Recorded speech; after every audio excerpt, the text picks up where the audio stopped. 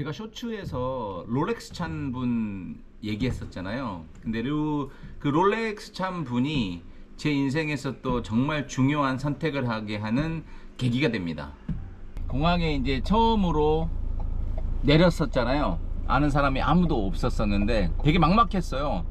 그 회사 회장, 그 다음에 대표, 그 다음에 임원 2명, 저까지 5명이서 그 룸비아 공항, 지금 이제 라기니강 공항은 이전에서 되게 좋은데, 그때 당시에 룸비아 공항은 우리나라로 치면 시골에 있는 버스 정류장보다 더 작고 더 열악했던 것 같아요. 그래서 처음 도착하자마자 너무 실망스러웠어요. 제 마음속으로도. 이제 도착해가지고 이제 밖에 나왔는데 아는 사람이 아무도 없고, 그 다음에 주변에 아무것도 없는 거예요. 정말로 뭐 나무 이런 거밖에 안 보이고. 그래서 야, 이거 되게 막막했었는데 어떻게 해야 될까 참 고민하던 찰나에 옆에서 이제 같이 왔던 회장님이 이제 제 어깨를 툭툭 치면서 야야야 김두열, 저 사람한테 한번 가봐. 그래서 제가 왜요? 이제 이렇게 물어봤죠. 그랬더니 저 사람이 지금 찬 시계가 롤렉스 화이트 골드인데 저 정도를 이렇게 찰 수 있는 재력이면 적어도 사기꾼은 아닌 것 같으니까 한번 가서 도움을 요청해봐. 이제 그래서 제가 가서 excuse me 하고 이제 말을 걸기 시작합니다. 또 이제 제가 이만저만해서 이렇게 왔고 뭐 부동산 개발 이런 부분 때문에 좀 도움이 필요한데 도움을 줄 수 있냐 이렇게 했더니 그 사람 첫마디 제가 잊어먹지도 않아요. 하늘을 이렇게 보면서 pray for the guard, 하나님께 감사하고 하나님께 기도해라 이렇게 하더라고요. 그래서 처음엔 좀 의아했었는데 이유인즉 이제 그분이 원래 한 10분 전에 출발을 했었어야 됐대요. 자기 기사한테 이제 자기 픽업하라고 오라고 했던 시간이 이제 10분 전인데 그 친구가 이제 늦어지면서 이제 우리를 만나게 된 거고, 자기가 우리한테 도움을 줄 수가 있으니 이건 다 하나님의 어떻게 인도하심이다 이렇게 된 거예요. 근데 같이 갔던 회장님이 교회 장로님이셨거든요. 그래가지고 이제 만나서 서로 하나님 얘기하면서 엄청 친해진 거예요. 그래 그 사람이 있는 동안에 여기 가가연에서 제일 유명한 맛집도 데려가고, 또 그 다음날인가 바로 또 자기가 믿고 의지하는 브로커가 있다고 브로커를 또 저희한테 소개를 시켜주는 거예요. 그래서 되게 편하게 그 사람 차 타고 그 사람이 연결해주는 브로커, 그 다음에 뭐 측량 기사 막 이렇게 해가지고 도움을 정말 많이 받았던 것 같아요. 그래서 저는 속으로 어찌됐든가 제가 중간자 입장이지 않습니까? 저는 통역을 통해서 이제 이쪽 그룹하고 그 롤렉스 찬 분하고 해서 연결하는 사람인 거고, 저랑 롤렉스 찬 사람이 훨씬 더 래퍼가 많이 형성된 상황이었었죠. 그래서 저는 마음속으로 너무 고마움을 느끼면서 여기서 어찌됐든 일주일 일정으로 왔었는데 그 일정이 거의 한 달 정도가 됐었던 것 같아요. 카가얀 데오로에 머물기 시작한 지 아마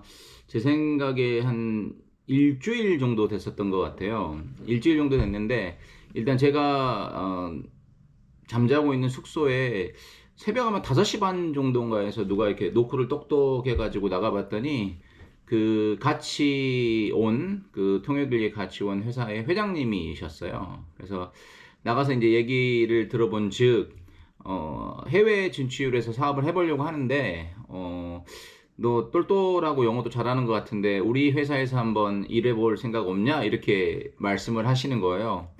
근데 사실 뭐 아무 준비도 없이 그 얘기를 들으니까 좀 당황스럽긴 했는데, 그때 당시에 제 심정은 모든 마음이 캄보디아에 가 있었어요. 국방부에서 이제 캄보디아 간 거고, 캄보디아에서 이런저런 뭐 일하면서 뭐 진행되는 일도 있었고 했기 때문에, 대신에 이제 어찌됐든 제가 생각했을 때 이제 그분이 나이도 있으시고 또 회장 직함이신데 그 자리에서 거절하는 게 A가 아니라고 생각했었어요. 그래서 제 딴에는 좀 크게 부른다고 생각해가지고 그 당시 제가 마지막 받았던 국방부 연봉보다 좀 높게 해가지고 연봉 한 6, 7천 정도 주셔야 되고, 그 다음에 저희가 여기까지 오게 한다고 하면 스카웃 비용으로 따로 1억 정도는 주셔야 될 것 같습니다. 이제 이렇게 말씀을 드렸어요. 근데 그럼 한번 고민해 볼게 이렇게 말씀하시더라고요. 그래서 이제 다시 숙소로 들어가면서 뭐 이 정도면 됐겠지, 제 스스로는 사실 좀 비싼 금액이라고 부른 건긴 한데, 그 다음날 다시 똑똑해가지고 나갔더니 별 얘기 없었어요. 그냥 야 네가 원하는 조건 다 들어줄 테니까 그럼 너 우리 회사에서 일하는 거다 하고 뭐 같이 한번 열심히 해보자 이렇게 등 딱 두드려두고 그렇게 어떻게 보면 회장하고 저하고 직접 이제 고용관계가 이제 구두상으로는 형성이 된 거였었습니다. 그러고 나서도 한 2, 3주 정도 더 시간이 지났었어요. 거의 한 달 정도가 다 됐을 무렵에 그때까지도 역시 그 롤렉스 참분이 차량도 계속해서 무료로 지원해주고 브로커 소개시켰던 사람이 우리 일 도와주고 이제 이런 과정이 진행되고 있었던 상황이었었는데 어느 날인가 저녁 때쯤에 이제 제가 좀 살짝 늦게 나갔었는데 회장님, 사장님, 그다음에 임원 두 분 해가지고 그 원탁 그 자리에서 호텔 코레스코 그 당시 코레스코 호텔인데 코레스코 호텔 원탁에서 회의를 하고 계시더라고요. 그래서 뭐 그냥 조심스럽게 이제 옆에 앉았었는데 회의의 키 핵심 주제는 다른 게 아니라 그 롤렉스 찬 분에 대한 얘기였었어요. 이제 그 대화의 주제인즉 이 사람 뭔가 있다. 이 사람 뭔가 있어. 아무리 사람이 좋다고 하더라도 지금 한 3조 이상 된 거를 아무런 욕심 없이 아무런 바라는 거 없이 우리를 이렇게까지 도와준다고?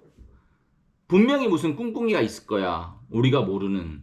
이제 모든 대화가 네 분이 다 똑같은 이제였었어요. 저는 이제 한쪽에서 이렇게 생각하는 건 정말 아닌 것 같습니다. 우리한테 도움만 주고 실제로 우리한테 피해 준 게 없는데 어떻게 뭐가 있다는 둥, 뭐 예를 들어서 뭐 나쁜 의도가 있다는 둥 이런 얘기를 하고 아무리 이 사람이 없는 자리라 하더라도 이런 말 하는 자체가 전 도저히 이해가 안 갑니다.